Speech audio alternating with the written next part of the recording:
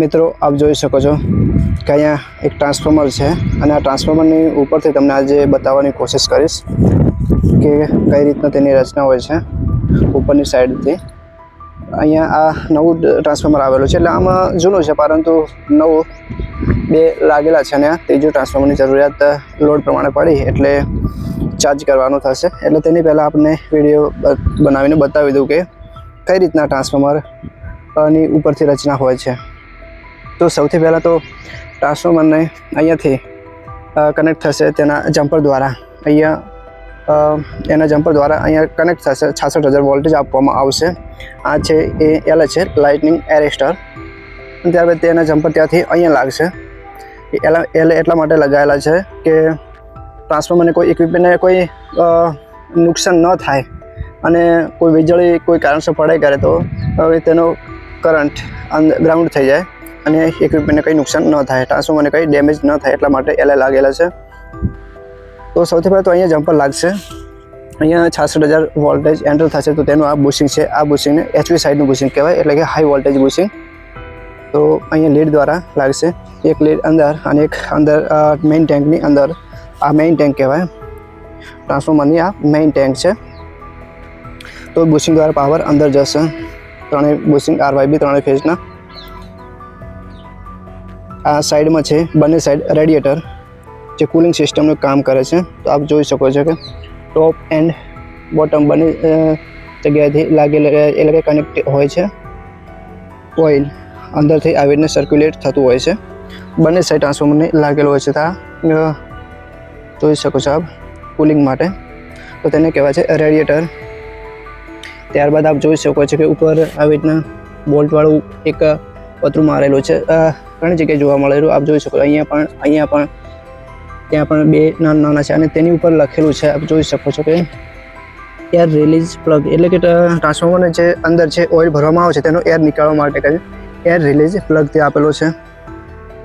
ત્યારબાદ અહીંયા જોઈ શકો છો કે એલવી સાઈડના બુશિંગ છે. ત્રણેય ફેઝના RYB જે પોર્સલિનના બનેલા હોય છે અને અહીંયા છે ન્યુટ્રલ અહીંયા કનેક્ટ થશે અને ત્રણેય ફેઝના RYB ત્રણેય અહીંયા લાગશે.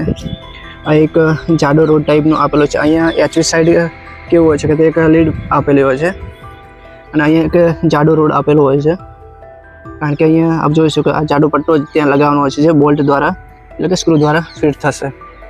ત્યાંથી પછી આપ જોઈ શકો કંટ્રોલ રૂમની અંદર કેબલ દ્વારા, તે કેબલને કહેવાય છે XLP કેબલ. અને આપ જોઈ શકો છો ડબલ કેબલ આપેલા છે. એક સ્પેરમાં રહે છે. આમ તો કનેક્ટેડ જ હોય છે પરંતુ એક કેબલને કંઈ નુકસાન થાય કરે તો ચાલુ સપ્લાય રહે. તો અહીંયાથી 11,000 વોલ્ટેજ જશે. આ ટ્રાન્સફોર્મર સ્ટેપ ડાઉન છે. તો અહીંયા 66,000 વોલ્ટેજ ટ્રાન્સફોર્મરની અંદર આવશે અને તેને સ્ટેપ ડાઉન કરીને 11,000 વોલ્ટેજ કંટ્રોલ રૂમની અંદર જશે પાવર સપ્લાય. 66 kV સાઈડનું જોડાણ છે એ ડેલ્ટામાં હશે, જ્યારે તેનું 11 kV સાઈડનું જોડાણ હશે સ્ટારમાં હશે. ત્યારબાદ મિત્રો અહીંયા તે રિલે પ્રોટેક્શન લાગેલું હોય છે. અહીંયા જોઈ શકો છો PRV કઈ જગ્યાએ લાગેલો છે. તો અહીંયા જોઈ શકો બધા ટ્રાન્સફોર્મરની અલગ અલગ કંપની અલગ અલગ જગ્યાએ લાગેલા હોય છે, પરંતુ આમ મેઇન ટેન્ક પર જ આવે છે PRV. આપ જોઈ શકો છો આ છે PRV જે પ્રેશર રિલીઝ વાલ્વ. તો આને કહેવાય PRV રિલે. ત્યારબાદ બુકોઝ રિલે કઈ જગ્યાએ, તો મેઇન ટેન્ક અને કન્ઝર્વેટર ટેન્કની વચ્ચે. અહીંયા આપ જોઈ શકો છો આને કહેવાય બુકોઝ રિલે. અહીંયા પણ વાલ્વ આપેલો છે ઓઇલ માટેનો, અહીંયા પણ આપેલો છે. ત્યારબાદ આ છે કન્ઝર્વેટર ટેન્ક. આપ જોઈ શકો છો તેની અંદર પણ ઓઇલ ભરવામાં આવતું હોય છે. અહીંયા જોઈ શકો છો આપ ઉપરથી અહીંયાથી પણ ઓઇલ ભરી શકાય છે.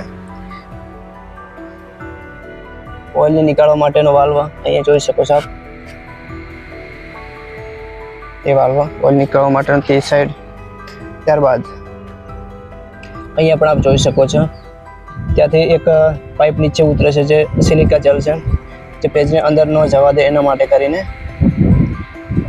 આમાં ડબલ પાઇપ લાગેલી છે. અહીંયા પણ સિલિકા જેલની જ છે. જ્યારે એક જે વચ્ચે આપેલી છે આપ જોઈ શકો છો પાઇપ જે વચ્ચેની તે આવે છે સીધી આપણે ઓઇલ ડીસી ઓનલોડ ટેપ ચેન્જરની. જે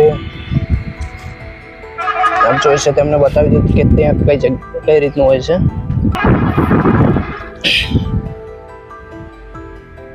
તો અહીંયા જોઈ શકો છો કે જે વચ્ચેની પાઇપ છે તે અહીંયા કન્ઝર્વેટર ટેન્કથી ઓએલટીસી ટેન્ક પર લાગેલી છે. અહીંયા જોઈ શકો છો અહીંયા વાલ્વ આપેલો છે અને આ છે આપણો OSR રિલે, ઓવરસર્જ રિલે.